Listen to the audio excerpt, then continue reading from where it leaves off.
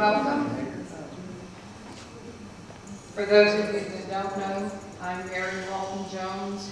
I'm the Executive Director of the Stuart Heritage Museum, and we welcome all of you tonight. I see a few new faces that we don't normally see.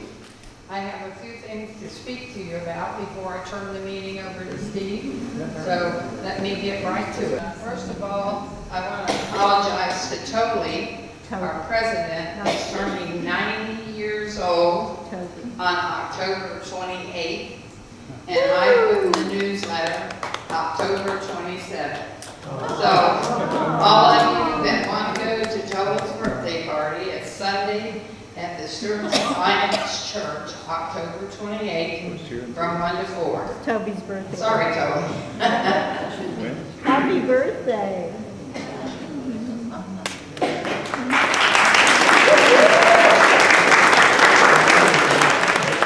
Also, in the month of October, the museum in our bylaws has to bring to you to set it up to make nominees for new board of directors.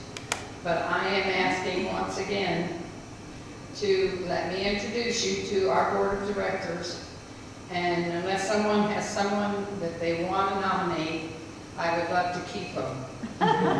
They are the hardest working, most loyal. I love these people, they're great, and they make the best board. So as soon as I bring them up and let you see them, then we'll decide if anybody has somebody they would like to nominate. Toby is our president. He's been with us 25 years. He is the person that is most responsible for that museum being there today, in my opinion. Okay, I'm going to call these people up in alphabetical order, I hope. Linda Britton. And if you take the time to listen, you're going to hear a lot of Stuart local history names. This is Linda Sutton Britton, Nancy King Crawford, not here, Toby Engelbretson, Gloria Cabry Fife, Tonette Henry called at the last minute and she doesn't feel good. Barbara Hodak, Cleveland Johns, the last male Johns, Alice Luckhart, Val Martin, Matt McCartney, and Judy Woods. And every one of these people is absolutely sensational. They run the museum, they clean, they do anything that needs to be done. So I would like to have a vote to see if we could keep our board the same, or we'll do a yay for that, and then a nay if you have somebody you would like to nominate. So all in favor say aye for keeping on. Thank you. All against? Thank you. And here's Betty. She's a lifelong picture.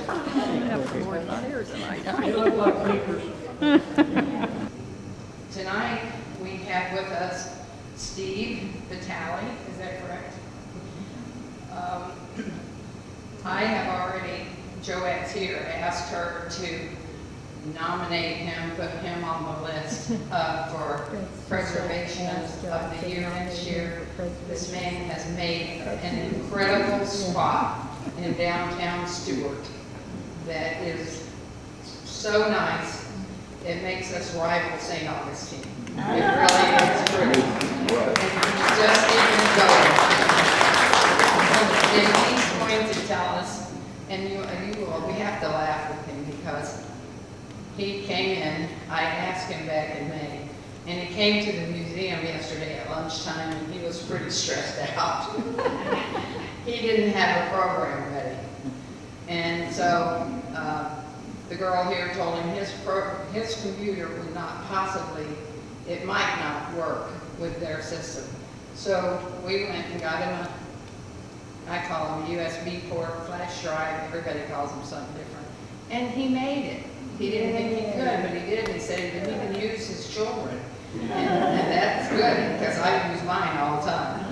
So I'm going Steve and let him do a talk for you on what he's done for the city of Stuart.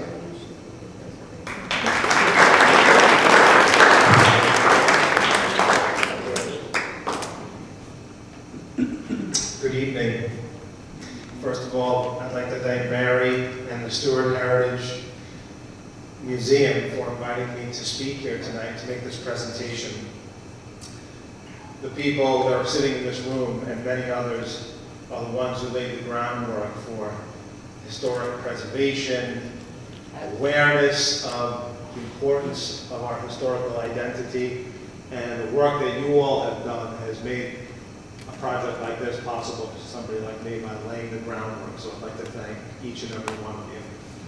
Thanks, all of you. So, I'm a local real estate attorney. I've been practicing real estate law here in Stuart for about 25 years, and I'm 49 years old. I have a beautiful wife and 7 children. And you may be asking, how did I get involved in a boutique hotel? So I'll kind of try to give you the history of how that happened. So I moved here to Florida about 25 years ago, and I settled in Stuart about 23 years ago. My first office was right in the home building on the 2nd floor. I had a small real estate practice, and I still have my real estate practice. Well, my dad is what I'll call a real estate guru. He's a real estate investor. He was a broker in New York for his entire life. He knows everything about real estate, so he's taught me a lot about it and about investing in real estate. And he helped me get my feet wet in investing. I remember the first time we came to Stuart. He showed me the downtown. It was about 24 years ago. We drove down that town. He said, before he drove me through the town, he said, "You're not going to believe this town." We were doing a golf course project that I was the attorney for in Port St. Lucie called Ballantrae. And he was excited to show me the town and the area. And he said, "You're not going to believe this town. It's such a jewel." And he drove me through the town, and he was so right. It was just such a quaint, beautiful town, the perfect combination of charm and history, and the boutique shops, the river. So I fell in love with Stuart very early on, and we got our feet wet with an investment in the post office arcade, and I did a small renovation in there. This was about 17, 18 years ago. We redid the floor with terracotta tile. We redid a lot of the inside where the restaurant is. And we only owned the building for about 3 or 4 years, and we sold it. And then another building came available, which is the second to home building, which is on Haney Circle. So that building I purchased and ran it as a commercial building with commercial tenants. A few years later, another person who's done a lot for the history of downtown Stuart, Mike Brade, owned the building next door. And he called me one day out of the blue, and he had come down with terminal cancer. And he said, "Steve, I own this building. I run it as apartments and some businesses in it, and I want to sell it because of my health. And you have the building next door, so I thought I'd come to you." So I talked to my dad about it, and we went through the numbers, and he thought it was a good deal. So I got a loan and purchased the building from him, and I operated it as apartments, and there were some businesses on the ground level. Well, then the building next door, same thing happened. Jim Chisholm owned the building next door, and he wanted to sell, so he came to me. And again, it had a good rent roll, and I purchased that building and took out a loan and also did that as apartments. Well, this was in 2007, so my timing wasn't too good, if you remember. That was the height of the market. And then in 2008, the bottom fell. Well, here I was. I had all these children. I had a successful real estate practice that supported me. And all of a sudden, I was twiddling my thumbs because there was no real estate business. I do real estate closings. Tom, you remember. Tom, Sandy's right, Tom. You remember 2008, right? So I had to figure out, okay, what am I going to do? Well, I discovered that these buildings originally were a hotel. It was called the Coventry Hotel. And I started doing a little research into that, and I started thinking about the prospect of turning it back into a hotel. And I was kind of afraid to do it because I didn't know anything about hospitality business. But I consulted with somebody in hospitality, and I said, you know what, let me take the first building and take these 6 apartments upstairs and renovate them and start doing it as like a small bed and breakfast. And I started doing that, and it worked. It actually worked really well. So then I started adding other rooms in the next building. And then, over the years, different properties became available, different residential homes that I started purchasing and adding them into the portfolio, marketing those through the umbrella of the old Colorado Inn, but renting them as vacation rental homes. And that's how it started. And I'm still doing it now, this is our 8th season, I think, at the old Colorado Inn. So that's the history of how I got into this. And now I want to go through the various properties. If anybody has any questions, feel free to raise your hand and ask.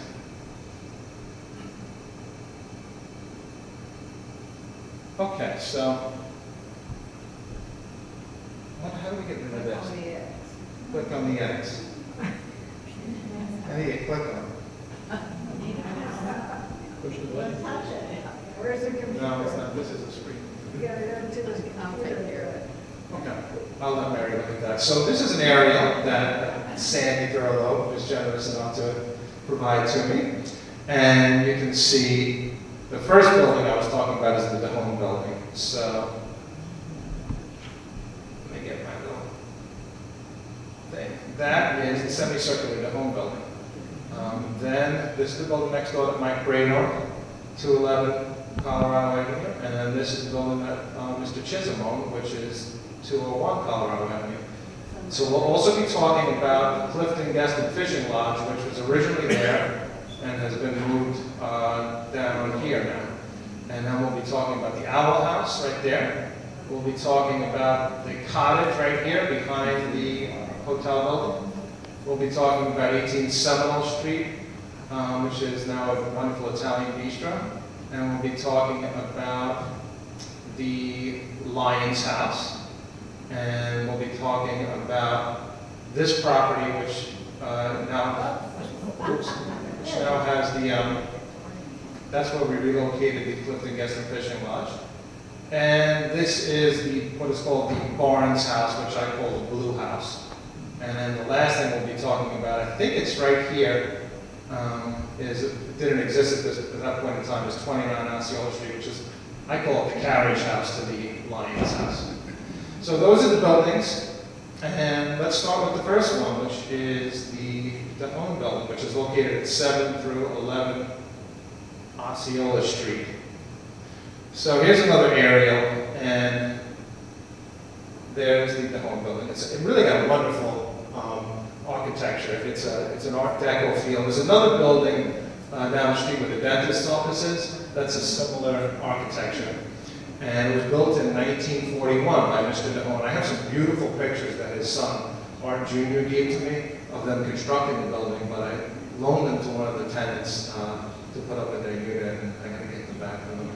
But Sandy was kind enough to provide me with a couple of these gems. This is the building back, what do you think that is, 1930s or 40s maybe?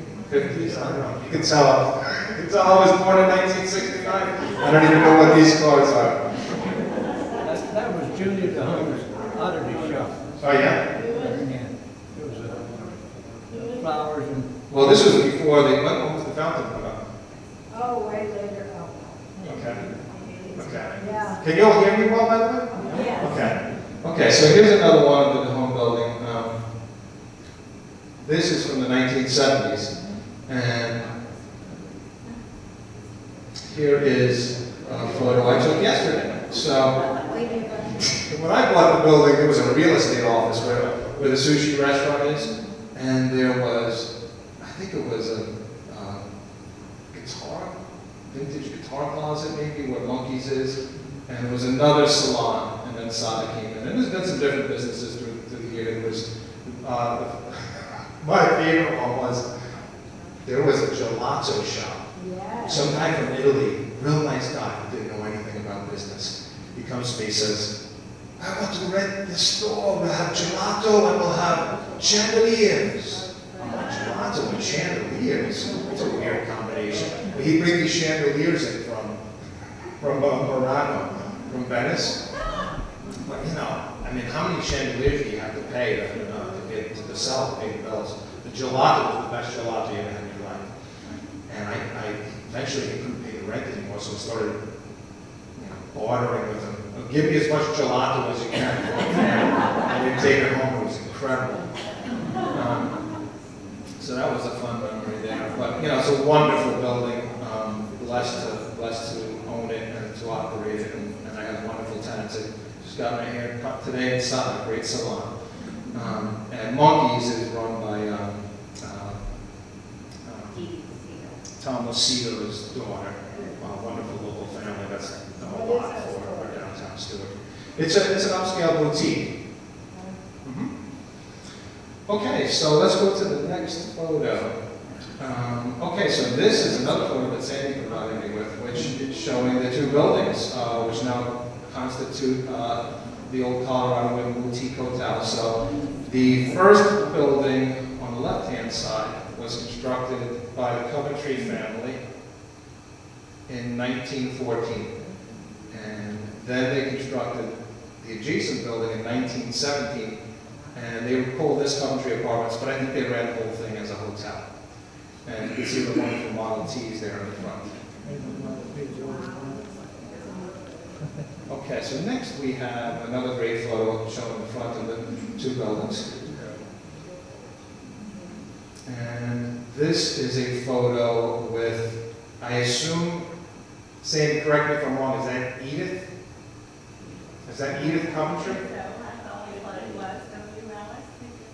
Or Alice may know. I think it's the mother, not the Yeah. honey. Oh, okay. Oh, not Okay. honey. Okay. Yes. That wasn't. And now, this was the first brick building in the city. One of the things about these buildings is they're all constructed. They wouldn't be here if it wasn't for this Dade County pine. I mean, this stuff is rock solid. It's like concrete. The guts of this entire building is made of Dade County pine. All the floors and ceilings are made of Dade County pine. Then they put brick over it. You can see the brick facade. And over the years, there's been many layers of stucco that's been put over that. But these buildings are rock solid. I put a new roof on the DeHone building about 2 years ago, and I was worried when they ripped, there was a lot of water damage coming. And when they ripped the whole roof off, I was worried that it was going to be, boy, what's the condition of this roof going to be? It must have rotted the wood, it's 80 years old. I went up there on the ladder, it was like brand new wood. I mean, it's a whole truss system, and then there's the flat pieces of Dade County pine, and they were pristine. So all the buildings are made of that material, and that's why they're still here. As I'm sure most of you know, the termites can get into it, but it's very difficult for them to get into it. They still can get in though, you still have to tend these buildings. I found about every 9 years, we've got to tend these buildings. From my experience, 9 to 10 years. Okay, now we're going to, this is the view from the porch at the old Colorado Inn. I like to show this one because you can see it hasn't changed in 100 years. I mean, there's the Owl House.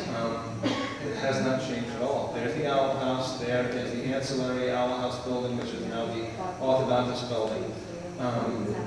So I just love that photo.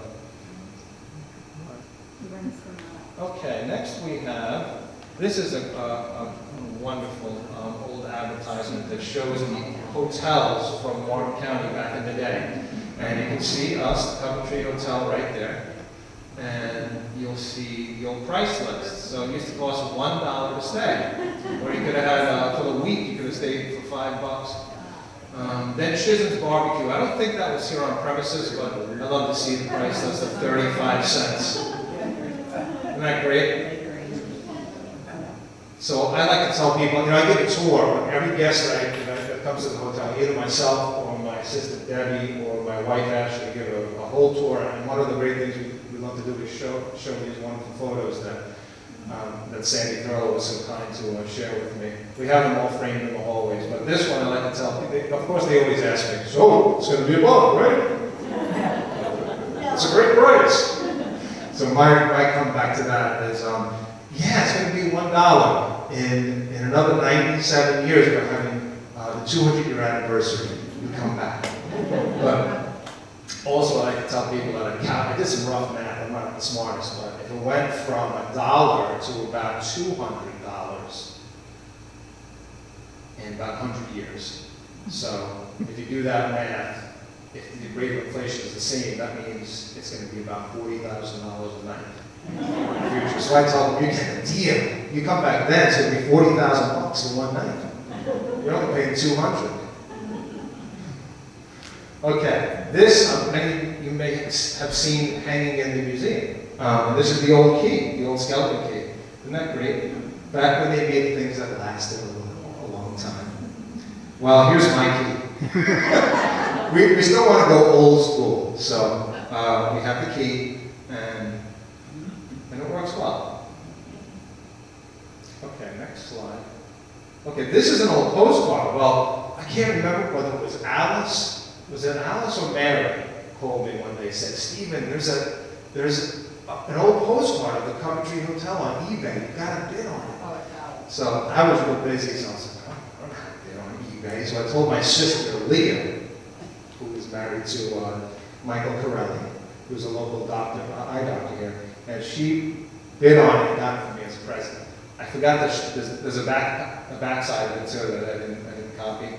But there's a group of characters that couldn't come out so clear here, but you can see these guys. And I went to Illinois, and I like to think of these guys as like mobsters that were down here back in the day, because there was a lot of strange stuff going on back in the day. But thank you very much, Alice, for tipping me off. First Larry is over to the far right. The very first Larry. Oh, really? Far right. Wow, interesting. Yeah, that's where it's located. Interesting. Okay, now I'm going to show you.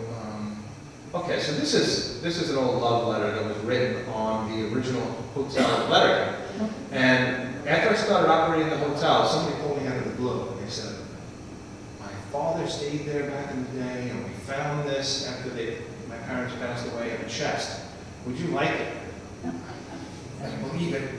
So he sent it over, and it's a 4-page love letter. And you can see at the top he wrote, "Dearest honey girlie." This was back in 1929. And it's got this old-fashioned language that uses words like "by golly," and I mean, it's wonderful. And at the top, you can see Frank Coventry ran the hotel with John Coventry, his dad. And then you can see they were bragging about fishing, hunting, boating, and bathing, and all modern conveniences, including, this is listing hot and cold running water. Isn't that great? Okay, let's talk about the Coventry. So I don't know the exact history. If I make a mistake, you guys correct me. But my understanding is that Frank Coventry somehow some people say he was kidnapped to do this, but he drove the getaway car on the night that John Ashley was shot at the Stuart Bank. So the Stuart Bank, which I'm sure you all know, is now the Vine Barley, right? That was robbed 2 times, and the second time was this huge heist. And that night, somehow they got Frank to drive the car, and it was a big shootout. John actually lost his eye. But so he wasn't really part of the Ashley gang, but he did drive their getaway car. Well, we have some articles that either Sandy or Alice shared with me about him also being into rum running. This is Frank Coventry. So they would take the rum from the docks here, we're coming from the Bahamas, then they bring it to the railroad and go up north. That's how they made the money. And Frank also, this is an article about how he died. So he was apparently in a local pool hall and got shot and killed. And my understanding is that was over a love interest. So it was real Wild West stuff, you know. But if you think about it, I mean, what was here back then? You know, it was almost kind of like a Wild West town, still back in the day. Oh, and also, his father gave him a funeral right in the hotel. That's where they were Christian scientists, and they worshipped down the street. There was a Christian Scientist church, I think, and he gave him, the funeral service was right in the hotel. So of course, when I tell people that, they want to know if there's any ghosts. Okay, so now this is current day, and yeah, the building's got wonderful colors to it. My mom, Mary, who's here, did a wonderful painting of the front of this that made it into the local calendar. That's for helping people succeed. She's in it each year, so it's a great charity. She did a great painting of this, and another talented local artist, what is her name? The muralist. Nadia. No, Lee. I'm sorry.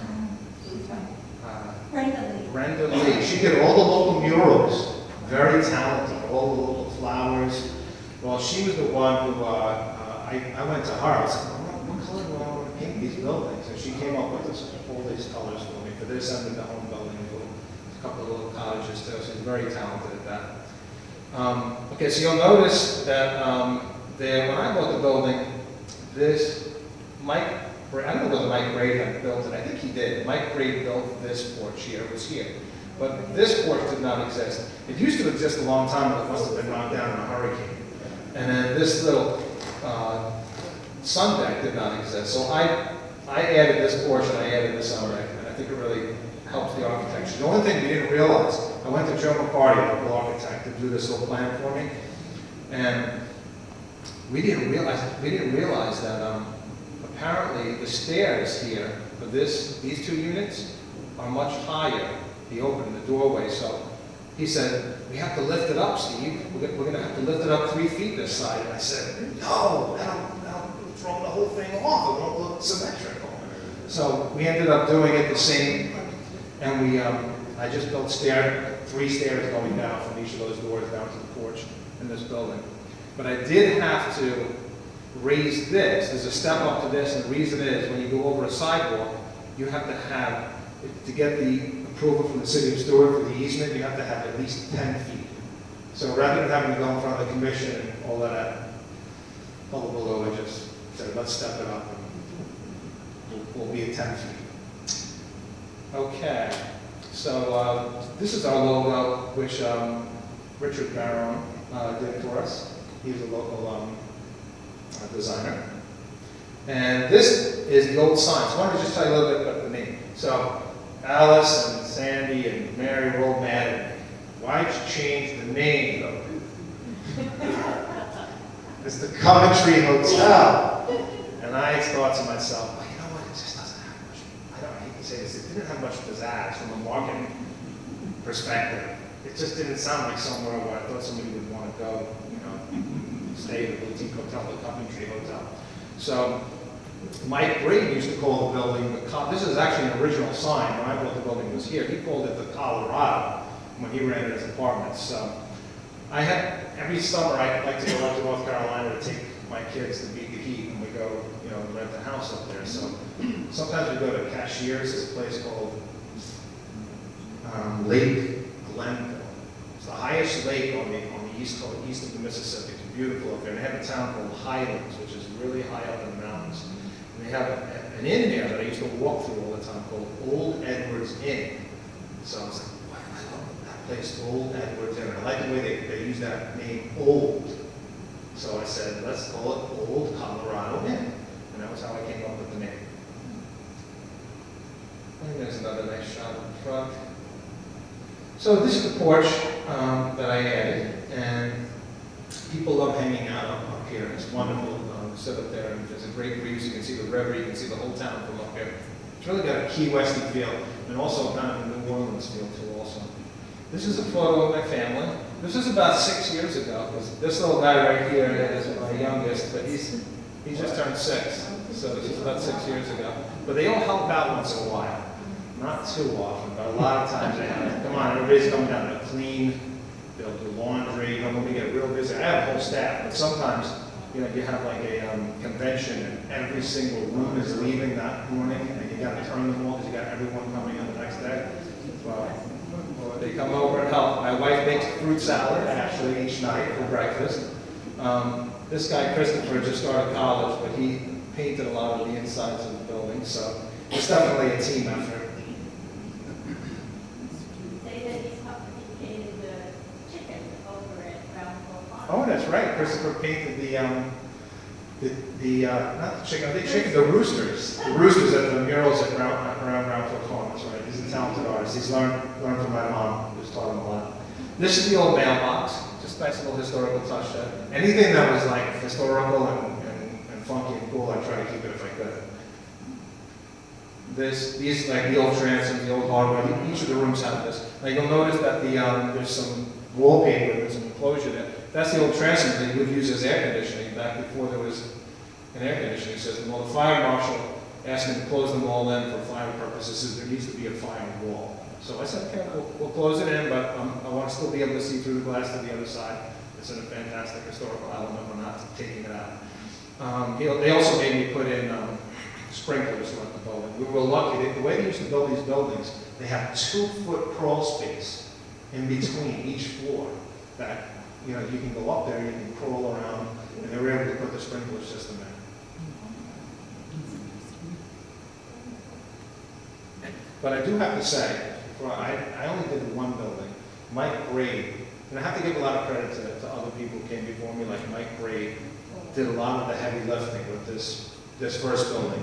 He did the initial renovation, plumbing, electric.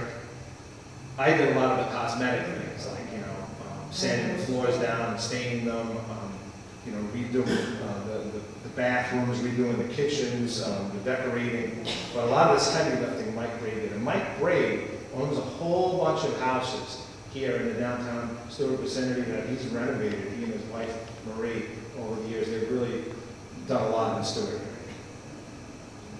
Okay, this is the hallway downstairs, and the upstairs hallway of the main building. And there's all Sandy's great photos that I framed. This is the interior, so you can see the old Dean County pine floor. I added the ceiling in this one to just give it that extra charm. And this is our Palmer Suite downstairs, which is our handicap access room. We did have to have one handicap access room in the main hotel. And this is the original Dean County pine ceiling. Okay, this is the Sailfish Suite. I believe this used to be the lobby of the original hotel building, and it has a fireplace that still works, and people use it during those cold days in February and March. Each room has a kitchen and a bathroom. Some of them are 1 bedroom, some of them are studios, some of them are 2 bedrooms. They're all totally different, and each one is different from the other. This is our Key West Suite, which has 2 queen beds. This is our Caribbean Suite, which has a nice island feel to it. The only reason I showed you this picture is the glass. I have a lot of rooms that I contracted Stuart stained glass to make handmade stained glass windows, because there was a lot of openings from where the air conditioning used to flow just from one wall-mounted AC unit. Well, in this unit, you'll see I have a split system, which are great, right there. And so the bedroom's on the other side of this stained glass. That has another split system, so this didn't need to be open. So I closed it in, and then we called this the Aloha Suite. So I said, hey, do me a cool Hawaiian scene, volcanoes and beaches, and he did a great job. Okay, this is one of our studio suites. This is actually our smallest room, but each one, you can see each one has a couch and a place to sit and a kitchen. This one we call the Flagler Suite, and then we flag up. And that's the bedroom in the Flagler Suite. Some of them have private balconies. You can see, you get a nice shot of the river down the street. And then you can see some of the kitchens. We put granite in, we did old fixtures, we put in a nice backsplash. Some of the cabinetry we had made to match some of the historical cabinetry. like this one right here. All this cabinetry was made by a very talented local carpenter that he matched the exact look of the historic cabinetry in some of the other rooms. Okay, so those are the main hotel buildings. And then behind the orange hotel building is the cottage. And I don't know the history of this, and I'm guessing maybe it was 1930s or 1940s that it was constructed. It's a wood frame cottage, it's 2 bedrooms. This we do as our pet friendly unit because there's a patio in the back that's very nice for dogs to roam. And this is located at 4 Seminole Street, which is the first building after the hotel on Seminole Street. Okay. There's just the side of the building. It's got great colors, this building.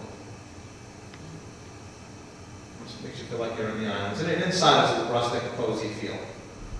I love the old cabinetry there for the cottage, and cute little stove there.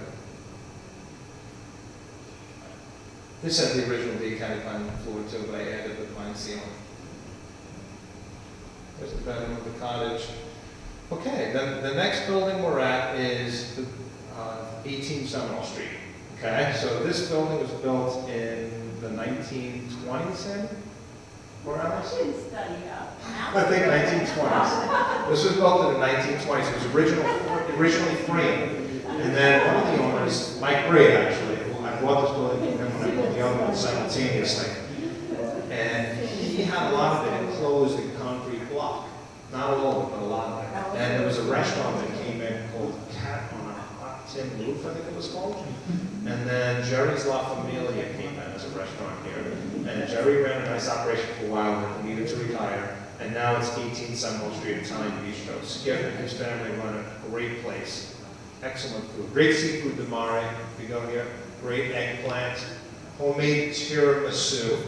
And ask for the homemade limoncello is complimentary if you go afterwards.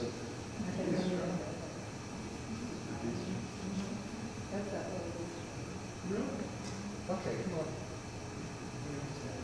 And that's what it looks like now. I added the patio in the front and the trellis, and he has now outdoor seating. And we use the same color scheme as the other buildings to tie it all together. Okay, so now we are up to the next property over on Seminole Street is the Ernest Lyons house. Well, this is a photo of what it used to look like before Dr. Conley, the prior owner, did his major renovation to it. So this house is the oldest house in Stuart. It was built in 1891, and it was actually moved onto the property from another location. Now that was Ernie Lyons' house? Yes, Ernie Lyons moved in here maybe 40 years after it was originally built, and he stayed here until his death in 1990. John's? Okay. Okay. Who? John's lived there. Was that was before Lyons? Great grandparents, Lee Johns. Oh, Lee. Johns. Just gonna get a little water. So this house has an incredible history to it. It was built in 1891. This is the plaque that's on the wall. So they had the first school service here in 1891. And in 1892, they had the first wedding in Stuart. In 1892, they had Stuart's first church service. In 1897, Stuart's first baby was born. You're right, to the Johns family. Mary knows her history. That was probably Cecil Jones. And then 1937, I think that is, to 1990 when he died. It was the home of Ernest Lyons, who, as you all know, was the local editor of the newspaper. And he was an author, and he wrote several books in the home that you can buy at the Stuart Heritage Museum. They're wonderful. I read, I think 1.5 of them. I think that's nice about it. You don't have to read the whole book. Each chapter is about 3 or 4 pages, and they're totally unrelated to the other chapters. And they're all about the local environment. Well, he was a preservationist, and he was a conservation writer. And he writes a lot about his backyard, and all the nature of the backyard, the river. He was talking about the river problems that we're having now back in 1940. he was almost a prophet with regard to it.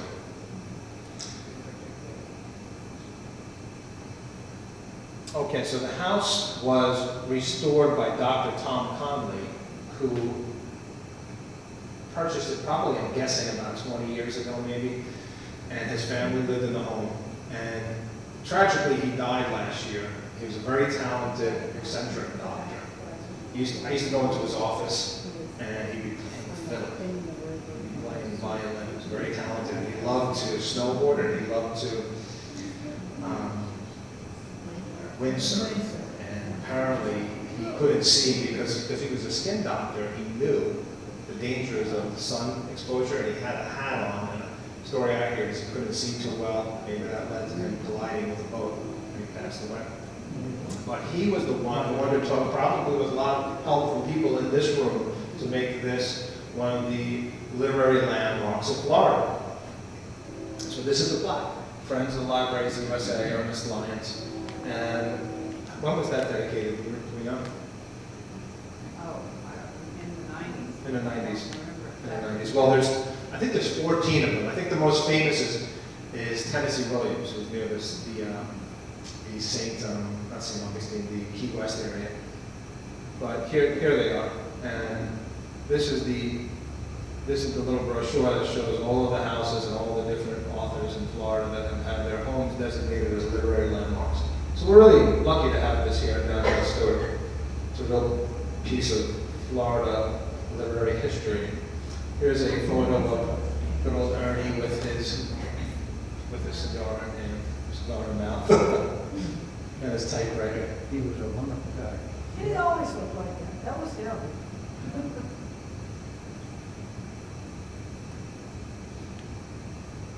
And here's what it looks like now. So Ernie Lyons did the expansion. This was the original portion of the home here. Okay, and he expanded here, which had a kitchen and maybe a den or something. And then Dr. Conley totally changed it around too. That was the schoolroom, is what I was told. This, and they put them together. Oh yeah? On the left was the I'm schoolroom? not sure, but that's right, that's what I did. Okay, It interesting. looks like it could have been a schoolroom. This is the backyard. You know, it's a great piece of property. It goes all the way from Seminole Street all the way down to Osceola Street. And Dr. Conley was the one who did that. He bought several lots that were adjacent to each other. Then he bought a building that was on Osceola Street. And then there was an alley in between some of them where the power poles go, that the city owned this alley, and he petitioned to have the city abandoned, and then he obtained fee simple ownership of that alley, thereby making it one entire parcel. And it's beautiful. It's got this gorgeous backyard. I tried to put this nice golf course style grass in the back, as people like, you know, when you're on vacation, you like to take your shoes off and walk around. I'm sorry, our St. Augustine grass just isn't as good as this stuff. That swing set was for Dr. Conley's kids, and I kept it because it's a great swing set. Okay, next we have, there's this one, so there's another angle of the house. So Dr. Conley put this pool in, and this is about probably where that alley is, right here, that he abandoned. And this is a great pool. It's got a golden mean dimension, which means it's approximately 60 to 65 feet. You can do laps in it. And it's got this spa that flows over into the pool. So this pool, we don't let guests in the hotel use this pool, only in these vacation rental houses. Because otherwise it will be too crowded, and it makes it more exclusive to the people who rent in the vacation rental houses. This is the building that Tom Conley bought probably shortly after he bought the Lyons house that's located on Osceola Street, 29 Osceola Street. And it was an old accountant's office, I believe, and he turned it into like a carriage house almost. It's beautiful. I'll show you some pictures of the inside. So you can see it's got the original 1890 date kind of fine floor. The floor is incredible in all of these homes. The flooring is incredible. Dr. Conley took out a lot of the walls. You can see he opened it up. This was a separate room, and he built a big bathroom back here. He really did these kind of, just like I had to give kudos to Mike Brady on this property. I have to I have to give a shout out to Dr. Tom Conley, God rest his soul, because he really did a lot. And he was the type of guy that did not skimp on anything. These windows here he put in, these are all Anderson windows, hurricane impact. And those are the most expensive windows you can get. And he had, he took the time to get it all perfectly matching the floor. I don't know how you got floor to go through where it used to be walls, and you can't even tell by looking at the. Yeah, he did a great job. That was real good work. So this is another angle from this big dining table there. And I put this little kitchenette in here because I rent this house separately. It's subdivided into 2 units. You can rent one side. This side I call the Serenity Suite, which is a 1-bedroom queen with this huge living room and pull-out sleeper sofa here. And then I put this little kitchenette in if somebody wants to, have their coffee. We bring continental breakfast in the morning, so they can eat that here at the table, make their coffee, make the bagel, and the toaster oven.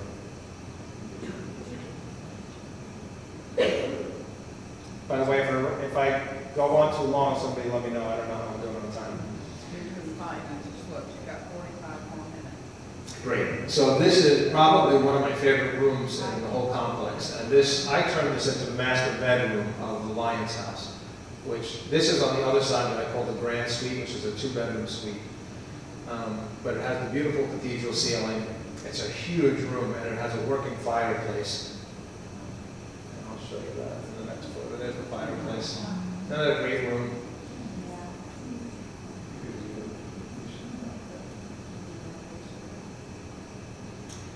Gourmet kitchen, all brand, all top-of-the-line appliances.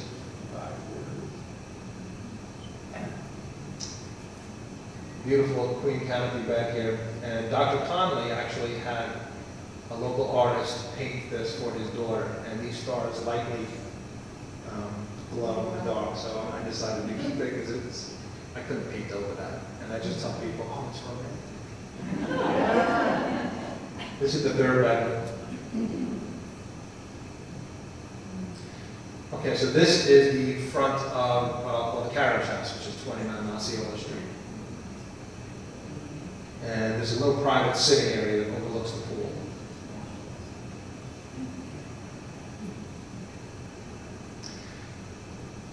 Beautiful tongue groove wood flooring here. And nice big table, nice gourmet kitchen.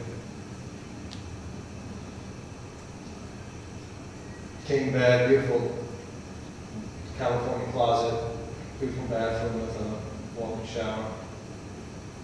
And that's the end of the Lyons house. So I'm trying to go in geographic order. So the next thing, if you walk past the Lyons house, the next thing you'll see is where the Clifton Guest and Fishing Lodge now lies. But it used to be over 2 doors down from the boathouse. Okay? And this is what it used to look like. And this building was built in 1914. And it was, the architect, actually the contractor was Sam Matthews, I know him. And he's very well known locally, did great work. And this house, let me go to the next picture here. There's the back of it. This house became, it was many different, it was a family home at one point. They did the Flashes magazine out of this house. And then, is that right? Yeah. And at one point it became what they call the Clifton Guest and Fishing Lodge, where people would come and stay. It was almost like a little lodging hotel, not a hotel, but lodging. And the gentleman named Ralph Evanbrod apparently stayed in this home at one point in time, when it was the Clifton Guest and Fishing Lodge. And while he was staying here, over that period of time, he started courting Frances Langford, the famous movie star. So I took the liberty of honoring them with naming the suites in the house after them. The ground floor I call the Evanbrod Suite. The second floor of the house I call the Langford Suite.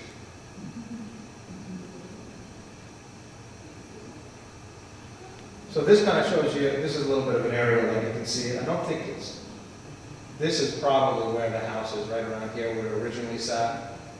And this is how we moved it along the river here to this property, and then brought it up here to, I think, this lot. I think it's this lot right here. That's where it sits right now.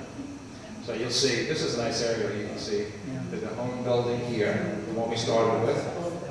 211 building, the original hotel building. Actually, this is the original hotel building, 201. And then they built Coventry Apartments here, 211. The little cottage we talked about, 18 Seminole Italian Bistro, the Lions House, and then this is where the Clifton Guest Fishing Lodge has been moved to. So I just wanted to show you some of these photos about moving the house, because just tell you a story about this. When I found out that they were going to be doing a development here, I approached the developer and asked him if I could. I happen to have that vacant lot in between the Lions house and another house that I own that was just sitting there, not being used. So I figured, well, what are we going to do with this incredible house? And I knew it was a real gem. And I offered to move it at my cost. And I offered him $500. And I said, you know what? You can't knock this house down. It's a gem. You just can't do it, so we have to save it. And we worked together to do that. And I didn't really understand how the process would work. So I hired a company called the Brownie Company, who's been doing this forever. They're a real American success story. They've been moving homes for over 100 years, 4th generation. And how they do it is they bring the, first they dig under the house and they get these steel beams that they put under the trusses. And luckily we had good strong trusses because the state county pond. And here's some more photos of how they do that. You can see under the house. See, it was originally sitting on this foundation here. So they get these steel beams underneath, and then they use a hydraulic system. And we were able to move the porches also, in addition to the main home. This is the hydraulic system. So what they do is they put this little contraption underneath several of those steel beams, and then they pull the lever and it starts lifting it up. And then after they start lifting it up, this is, I guess we're going to have to sit through this. I took a video of it. I wanted to feel like I was the Wizard of Oz with this, moving a house. But you can see this, I just pull the lever and it starts pulling it up, pushing the hydraulic system up to lift it. So this will just take a second. So what they do after that is then they put all of these big pieces of wood underneath those beams to hold it up. And they get it up really high. Then they take the rest of the dirt out. And then I was trying to figure out, okay, how are they going to move this thing over the ground? How do they possibly do this? I just couldn't wrap my head around it. It's such a simple solution. They take these big steel platforms, like if you've ever been in the city and they're doing road work and they open up the road to fix a sewer and they don't have time to fix it, so they just throw these huge, big, rectangular steel platforms down. And they clear the land a little bit and they lay all these steel platforms, and then the hydraulic system has wheels on the bottom and they just wheel it over it. Well, they had to construct the hard part about this was they had to construct a bridge over the river walk and then bring it over that bridge down onto the barge. So we wanted to save the fireplace, but it wasn't going to work, because talking about the Dade County pine, that stuff was great. It's so solid. The house didn't shift at all. Nothing fell off.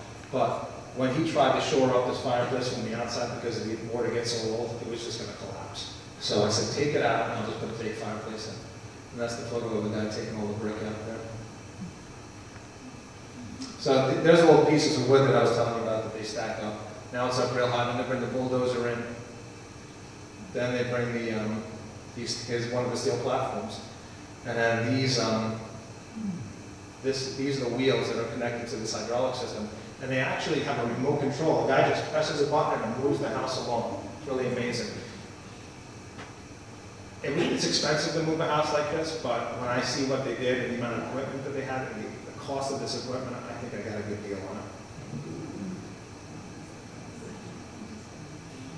Okay, so there's a photo of the house all lifted up before bringing it down to the barge. Here's a photo of me and my dad. I like this one because, you know, my dad has been my mentor and my father, I love my mom very much and my dad here, and I have to, give them a lot of credit for all of this because I learned a lot of this from them. I watched my dad renovate hundreds of homes in New York, where I would work on a lot of them with him. We do everything, floors, we bring in teams, painters, a lot of historic homes like this. That's how I kind of got it in my blood. And parents have helped me a lot financially. It's not easy to do this financially. And back when the 2008 times came around, boy, it wasn't easy. I had taken out these loans. My parents refinanced these properties for me, so I would not have been able to do this without their help. And my mom's got all her paintings hanging in most of these homes. And my dad has a great eye for, I was talking to somebody earlier, he's an antique buff, and he picks out a lot of the pieces. He's helped with a lot of the placement of things, a lot of the furnishings, a lot of the decorations. So it's really been a team effort for my whole family. Have you ever had a house moved like that? No, that was why I was real proud of this one because, we've done, I practiced real estate laws and I did a lot of his work over the years. We did a lot of stuff, a lot of golf courses, a lot of residential developments, a lot of these historic renovations that I was telling you about in New York. And what we had never done, this was something we had never done, so I was real proud to capture this moment with him here. And here's the ramp that I was telling you about. What they did was they brought these they just started dumping big, huge pieces of concrete down here. And then they started laying it more carefully at the top, and then they put the steel platform underneath. That's how they built the bridge. And there it is with the barge. Boy, we had great weather for in February. It was a perfect time to do those great photos. Here's a shot of me standing in the back of the barge looking back that way. It was a huge barge. Tell them about the window of opportunity that you missed, that No, what's that? the lot was vacant because they had to start building. Oh, yeah, that's right. So what happened with this is I didn't think this was going to happen.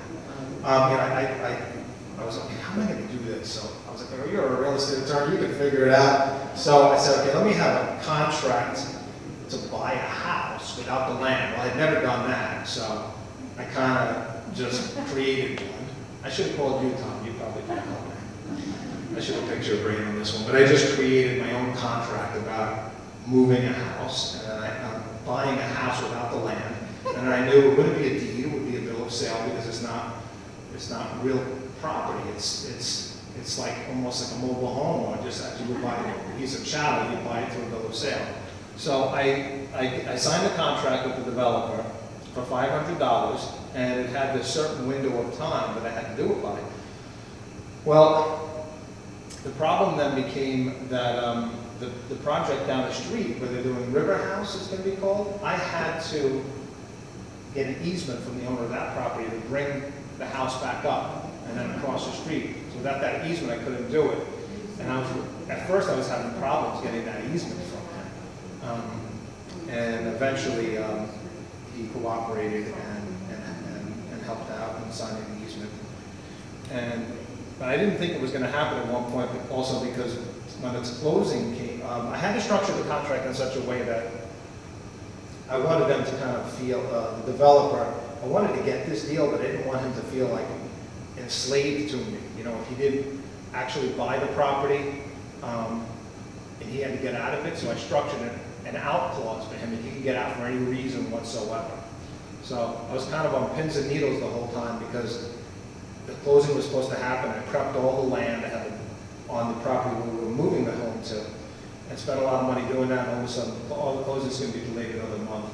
And then I had the other property owner telling me, well, we want to start soon, so we're not giving you past this date. And so I just made it by a couple of days.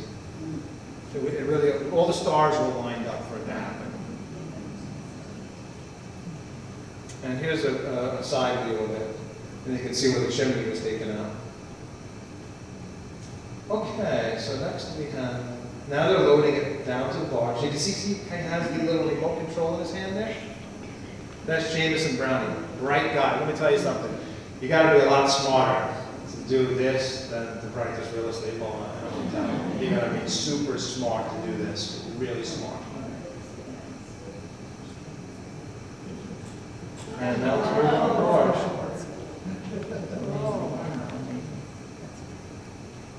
That's me and my wife, with the big house in the background there. What's the horse you got? Not a tugboat, it looks like something to your friend. No, yeah, there's a tugboat there somewhere, yeah. Is it? Oh, yeah. There's a tugboat there somewhere. This is some of my staff at the hotel that I wanted to get some photos with me with the barge in the background.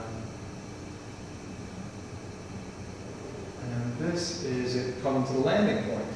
So then what they do is then they, after they bring it down, they put ropes or chains that they attach to the house and they pull it back. Actually, I'm sorry. That's the barge they pulled it. They have to get the barge right up to the edge. So they had to pull the barge back with 3 bulldozers that were pulling them real hard, digging up that ground a lot. So this is the property where I have to get the easement, but they're now building a river house development. And there they do the same thing, they put the beams. They didn't have to build a big bridge this time though, unfortunately. Okay. This is the Browning family. Again, 4th generation family, real talented people. The amazing thing is, it's really only these 3 guys that are doing that whole thing. Moving this whole house was really these 3 gentlemen. They are in charge and know every facet of that operation. A guest at the hotel took this one morning and sent it to me. Isn't that a great photo? That was probably the morning before they took it off the barge.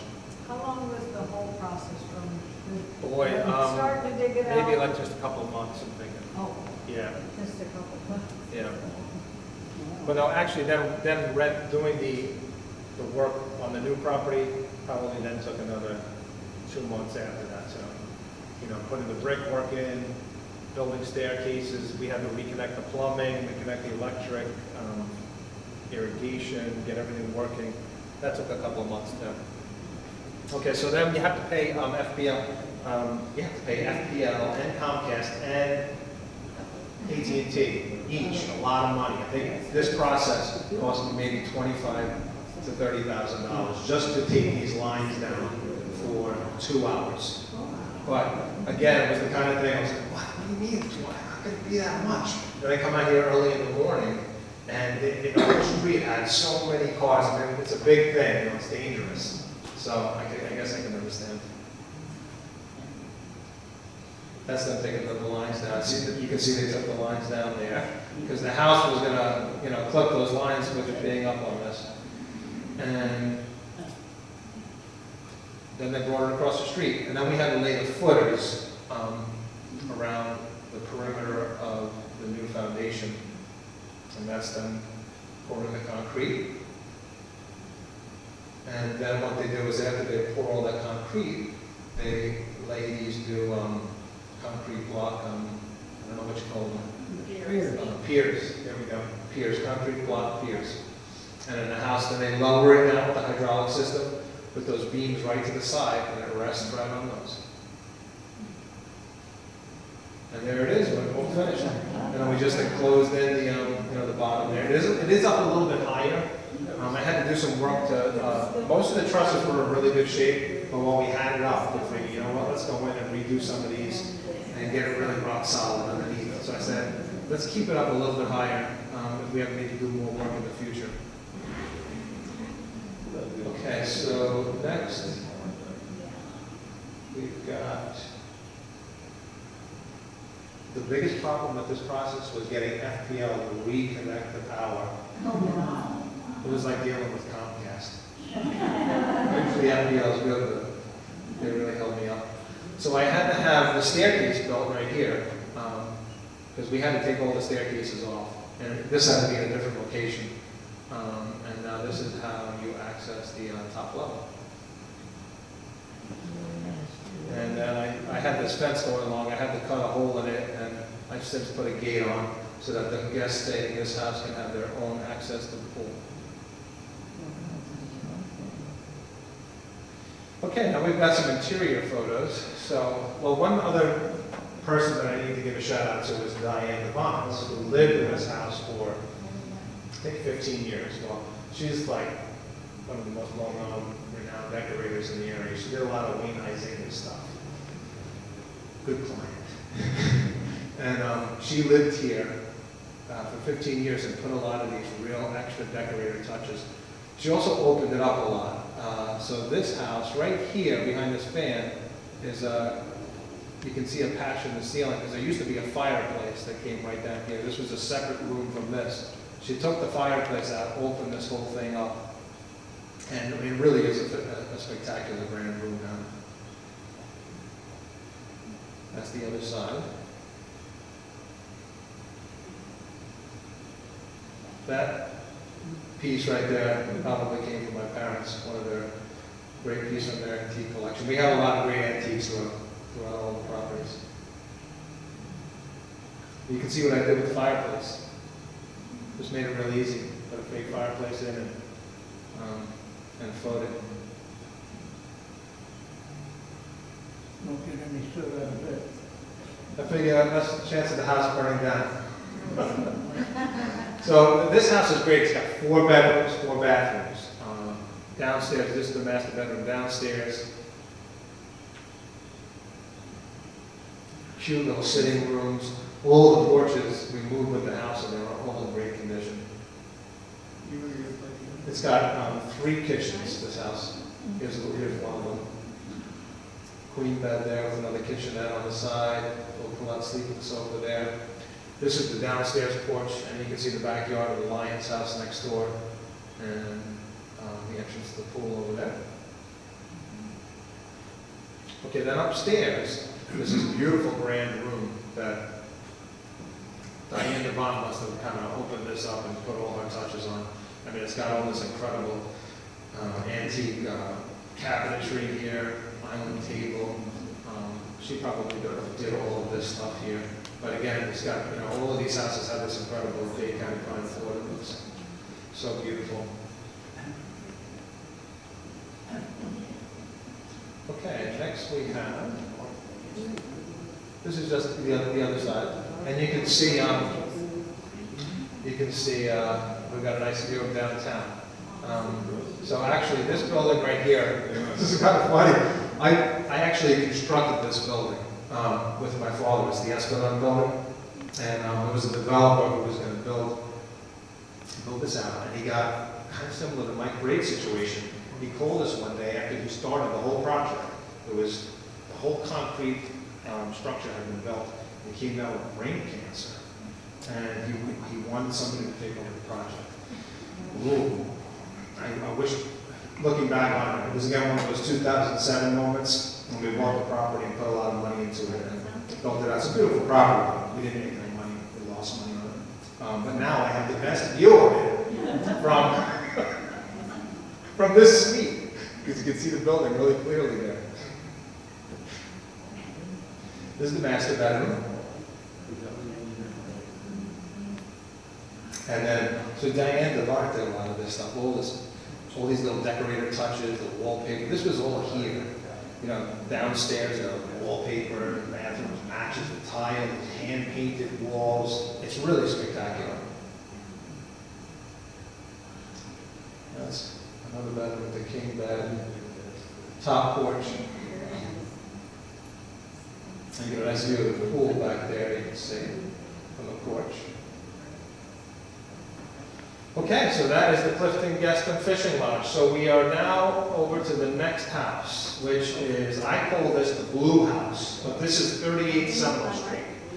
And it was originally, I think, the Barnes house, and it was built in 1915.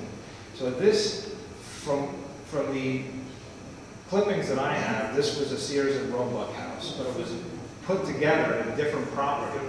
And then they actually moved it to this lot like I moved the Clifton house. I'm not sure when they moved it, but the woodwork inside of it is incredible. And when they build these houses, these kit houses, they wrap the wood in newspapers. So I have a few sections when I picked up the back of it, and I can see the newspaper article stuck to the wood. So this one, you can see they were talking about selling oil shares for 1 penny back in the early 1900s. So that was kind of cool. I actually kept some of these. I keep them up to show to people when I give them a tour. And here's what the house looks like now. So I did a major renovation to this house. So there was no air conditioning. We put air conditioning underneath. Luckily, they all have these crawl spaces underneath, so we were able to put all the ductwork underneath. And this house had the most incredible Dade County pine floors. I just sanded them down, and they look absolutely incredible. It's got a great private backyard, above ground jacuzzi, and then you can just walk next door and use the pool next door.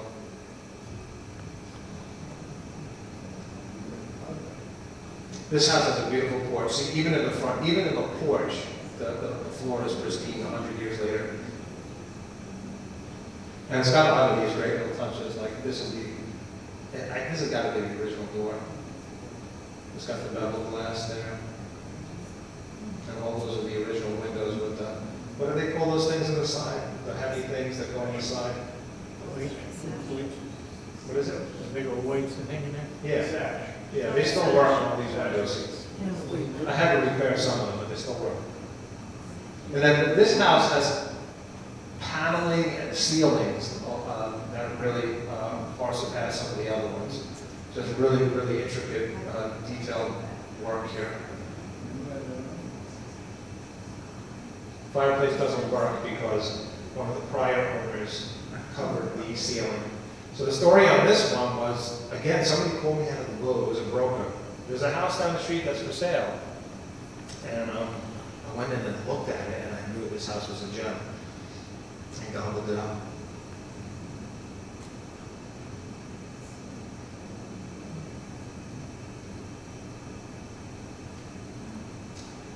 This house has 2 bedrooms downstairs, and there's a large Peter Pan style loft upstairs. Here's the bathroom downstairs. All the bathrooms we, did all this nice tile work. Real stone and granite, it's a client of mine. I do all their real estate work, and he gives me a good deal on all the stone work. Here's the kitchen.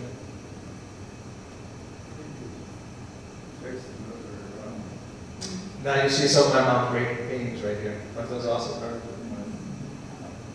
They're all over these properties. And then this is the upstairs, which is a Peter Pan style loft. So I'm going to tell you my ghost story. Want to hear my ghost story?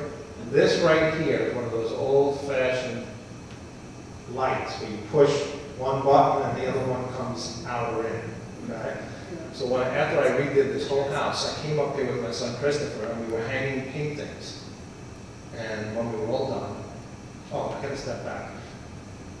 After I bought the house, the lady who sold me the house told me that there was a family ghost in the house, and that the ghost will let you know when she's around, in a friendly way. So I was like, okay. So, and she even had a name for the ghost. So I was up here with my son Christopher, and we were done hanging all the paintings. I said, okay, let's turn the lights on. So we'll push that light. He pushes the light comes off. We go downstairs, we turn the other lights off downstairs. We leave the house. We're about to get into the car, and I look back, and the lights were on upstairs through the windows. And I knew I'd seen him turn the light on. So I said, that's the friendly ghost. So he told me this ghost. We went home, told my family. We were all talking about the friendly ghost for a couple of weeks. I come back into the house 2 weeks later, and I was right here. To the right is a switch. I flipped the switch. It happens to work the lights upstairs. That's how ghost stories get started.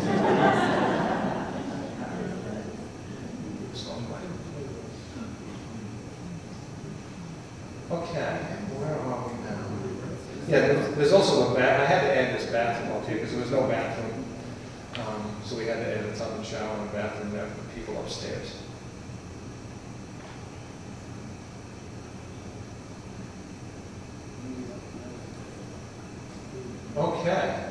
now we are up to the Owl House. Okay, so this house, I actually don't own this house. I have a lease on it and I have an option to purchase it. And what I wanted to do was figure out how can I make this work. And so I said, let me see how I do with renting it as a house. One thing I learned in doing historic preservation is you have to have the economic wherewithal to do the project. Not only the initial renovation, all the work and money that goes into that, but the ongoing maintenance is a lot. And so you have to be creative. I could have not have done any of this stuff if I didn't have the business from the hotel coming in. I would have never been able to do this stuff. So the hotel works. It works economically. But can I make all of these vacation rental houses work? That's something I'm working on now. I'm trying to make it work. But I may have to do something more creative with this, where it's a combination of lodging and something else. What that is, I'm not sure yet. But I'm not renting it enough now that it's like, oh, I've got to do it. I've got to buy it right now.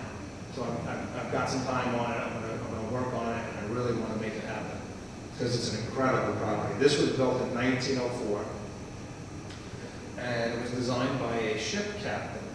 And I guess it was inspired by a ship, I assume, when he designed the roof to be inverted like this. And apparently that was to withstand hurricane winds. It happens to be a very windy spot. When I'm here on those windy days in like February, you can hear it when you're inside the house. You can hear the wind channel. And I don't know of another one like this in Florida. So anyway, it was built in 1904, and Charlie Porter was the original owner. No? No. See, that's why we have the gurus here. Who was the original owner? Indian town. Flats, okay, and then they sold the Porter? Well, I don't know if they sold it to the Porters or not, but they did sell. Okay. Porters lived there a long time. Okay. Okay, next we've got, I just wanted to, this one, you can see in there, you all know where this is, but there it is. There's the Owl House right there. This one also shows you can get a nice shot of the two hotel buildings here. Okay. So 1904 it was built. And this is what it looks like now.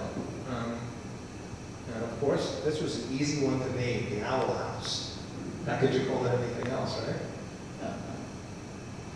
But this house is so unique, it's so charming. It's almost, the way it's done inside, it's almost like a mountain house with this incredible paneling. But here on the shores of the St. Lucie, it's incredible. Beautiful wraparound porch in front.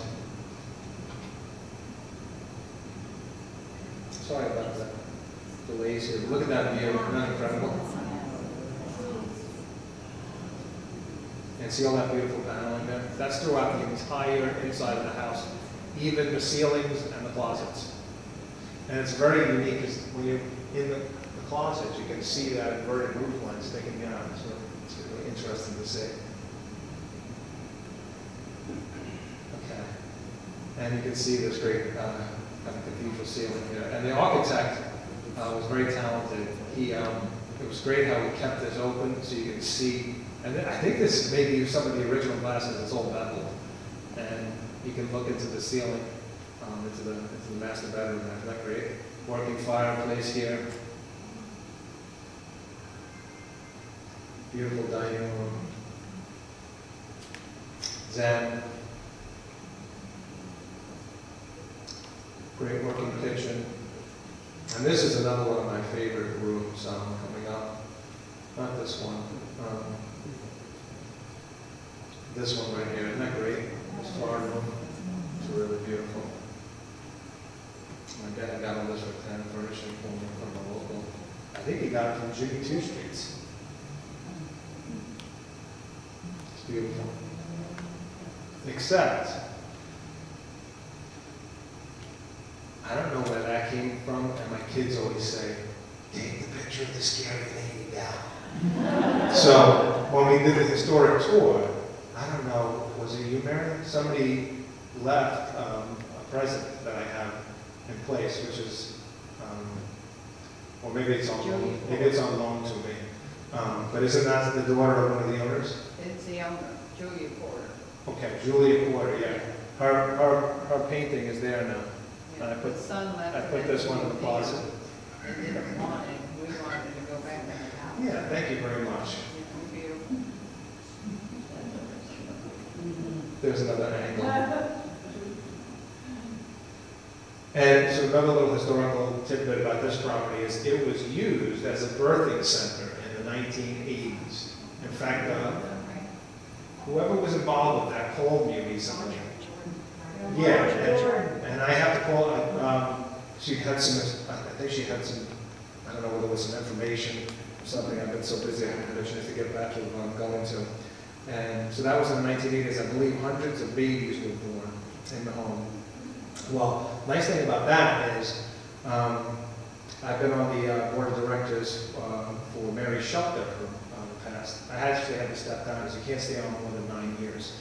But I've been involved with them for about 10 years. So we're going to be having a Christmas tour where there's going to be a different decorator will decorate each house with a different theme for Christmas. I think it's going to be around December 8th and 9th, and then people can buy a ticket and go look at the Christmas decorations of the different houses. And all the money will go to Mary's Shelter. So in line with what they did here, we're trying to continue that tradition. And we're calling it Make Room at the Inn. So there was no room at the inn for the Holy Family, but there's going to be room for them at the old Colorado Inn, or at least for the mothers at Mary's Shelter this December. This is the downstairs bedroom. Isn't that great that there's just so many wonderful architectural features in this house. Just the ceiling in the small bedroom is so charming and beautiful.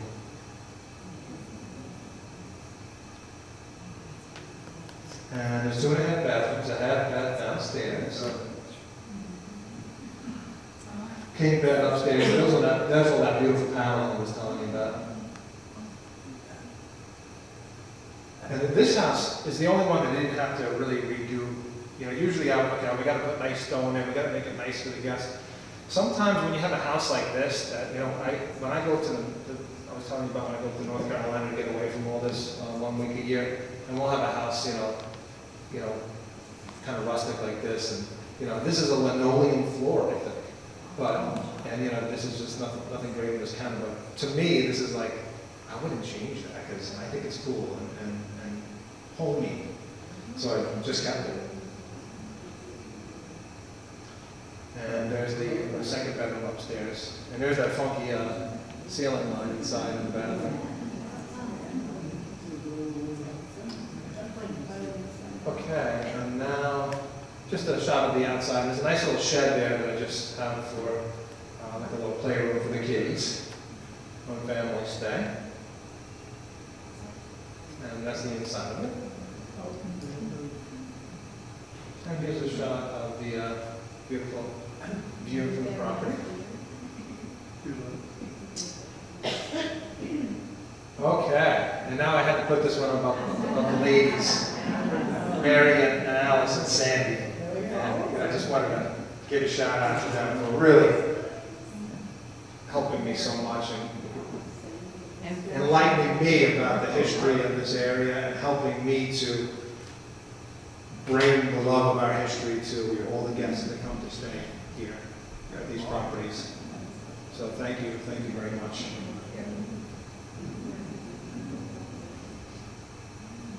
And that is the end of the presentation.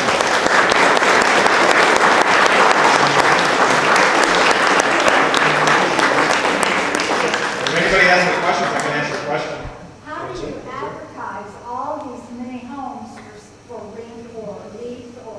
Sure, so what we do, I did not realize, we've lived here a long time, I did not realize down in Seminole, these houses are Sure. for rent or lease. sure, here's how I do it. I have, they have TripAdvisor nowadays, okay? So I have the hotel up on TripAdvisor. And I also show the different vacation rental units through our website, which you can access through TripAdvisor. So we're really fortunate that on all the hotels in the area, on TripAdvisor, we have the best reviews. We're listed as the #1 in Stuart. And then we have, nowadays it's all done by computer. You know, I do some print ad. I mean, I have an ad in the Stuart News, you may have seen, this month.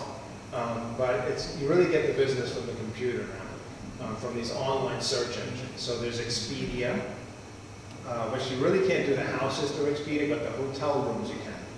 And we have a great rating on people. There's something about this downtown.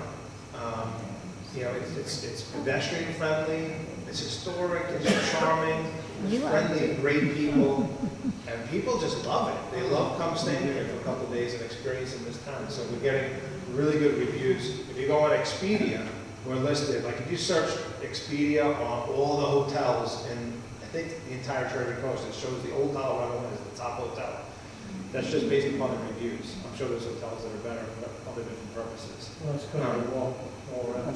It's just like the town, they like the historic charm of it. It's almost like staying in your own little apartment too. It's not a hotel, it's not a cookie cutter. So they like it. And some of those homes are multiple units. Yeah, so some of the homes you have to rent the whole home. But some of them, like the Lions House, for example, you can rent the whole Lions House. It's a 3-bedroom house. And there's 2 pull-out sleepers, so you can sleep 10 people, and I get families come all the time. Or you can rent half of it, because it's subdivided.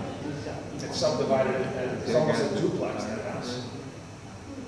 But those we do through like, you know, there's other engines like vacation rentals by owner, Verbo, they call that. You can get a lot of bookings Oh, from he was loyal. vacation rental houses through a company like that, Verbo. But then there's Airbnb. I haven't really, I just kind of stay away from that because it's difficult. People want to, talk about the price and part of the price, and you can't finalize a deal until you go back and forth 100 times. I don't have the time for it. What is your percentage of occupancy in the season? In the season, it's very high. It's probably 3, 4, 5 around 90% in the season. Yeah. Never seen me. But you know, then sometimes we're doing great. Right now, it's slow for some reason in October. September was pretty good. It's slowed down a lot in October, which is surprising. That last October we got a great October. But you know what? Thinking of it from the nuts and bolts economic perspective, I'm telling myself now, well, last year I had to deal with 2 down weeks in September with that hurricane, and then probably spending about $25,000 to fix things. You know, insurance doesn't, you have a deductible, so, you know, the awnings come off, fences come down, all that stuff, you gotta pay for it, so I'll take this slow October compared to last September. That's a lot of maintenance. How many units do you have? So there's about 22 units altogether with the hotel rooms, the suites, and the houses. It's about 22 altogether. You know, I lived in that 57 years ago, going down the hallway, last place on the left. Which one? That's right here. Really? That's the first place. So you got any good stories? And they had the bed up in the wall. No, They this pulled is the bed. Oh, yeah? monthly Okay. unit for Stuart here. Interesting. And then she burnt the So first we get the bed. newsletter and they tell you that Well, I should have brought that the building down. yeah. It didn't look He's like really that. got it. Yeah. You had a question? Yeah, what do you do in a hurricane? Do I you mean, shut if off anything's everything gonna and- happen. Yeah, so what I'm trying to do People like him is- who spend their own money. I want to get to the point where everything is hurricane impact. So what I did was this building here, I started this entire building, all the windows are hurricane impact. All these windows, the doors aren't yet. In fact, I kept the old, what do they call this one? The little slats? Jealousy. Jealous. I kept that because it's so Oh, cool. it's in there But somewhere. eventually I'll probably increase that because I do want to have all hurricane impact. So then I started doing, well, it's expensive, you know, and one room cost me $4,500 to redo the windows. So I did one down here, and I did one up here. What is? Then last year I did this Aloha suite, I redid the windows in the back of this building, and I'm gonna keep doing different ones, and I don't wanna go to the houses, but you know, you have to budget it over time, so. I eventually wanna get to the point where it's all hurricane impact, because right now, this building, I have this mesh stuff, okay, right here. This building here, I bought this, it's Dade County approved mesh hurricane fabric, but putting it up, I'm not handy. And I can't even put up hurricane, it's difficult to put up hurricane shutter, to figure it out, get it in and jam it. No. I probably spent $10,000 just hiring people to put up that stuff, and I bought about $3,000 worth of wood last September, because everybody said it was the big one. And then you. Yeah, so, I mean, we put all that up, and then you have to take it down, and I stored the wood, and I gotta get a better We plan. know what I gotta that's get about. a long-term plan for this place is hurricane proof. You know, but even that, if you get a category 5. You know, these things have been here for 100 years. They made it through them all. You know? We are at the end of our. Well, thank you so much, really a pleasure to be here.